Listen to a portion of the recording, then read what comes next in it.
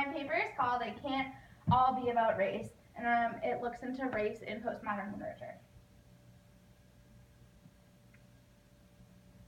So, the main thing that I focused on was Bell Hooks' postmodern blackness, and that basically was motivated by her being told that postmodernism couldn't be used by black authors.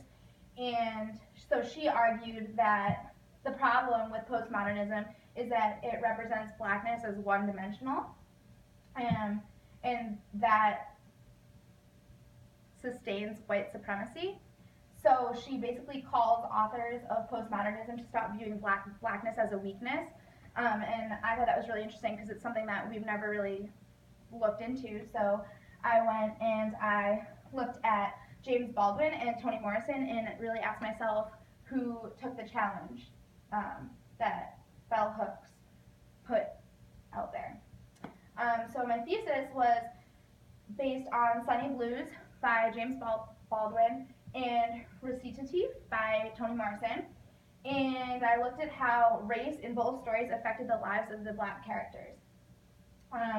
And so my main thesis was that the ambiguity in Recitative takes the blame off one single aspect, being race, in a person's life that affects the circumstances. So, and I used Sunny Blues as a baseline to show basically what Bell Hooks didn't want. So Baldwin's Sunny Blues was published in 1957, and it follows two black characters, the narrator and his brother, Sunny, and they're living in a black community, so everyone that they come in contact with is also black. And in this community, they're plagued with poverty, crime, and everything that, all the situations, all the problems are generational. And then this is just a quote that the narrator, talks about his students, and he says, all of a sudden their heads bumped abruptly against the low ceiling of their actual possibilities.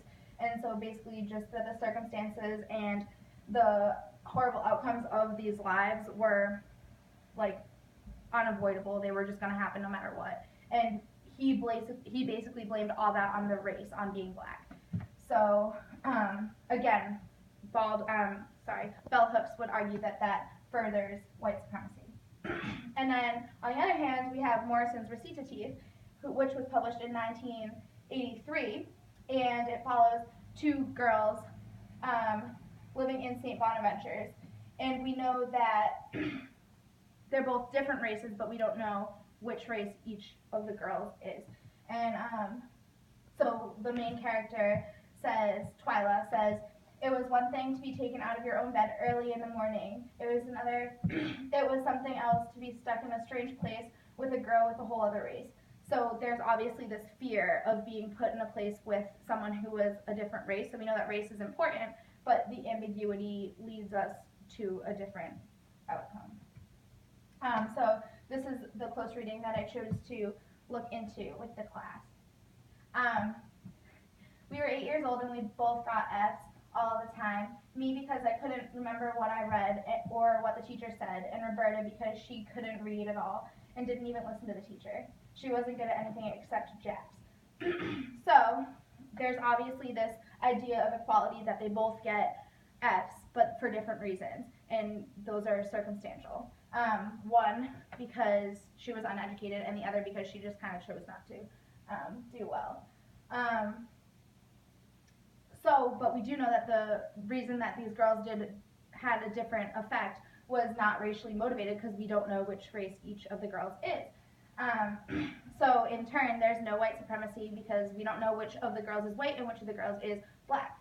And so then basically Morrison's whole point is that race is not a deciding factor of the lifestyle. And so I argued in my paper that Hooks would be very proud of this, of Recitative, because Morrison went and wrote an entire story that didn't focus on one deciding factor of a person. So that's it.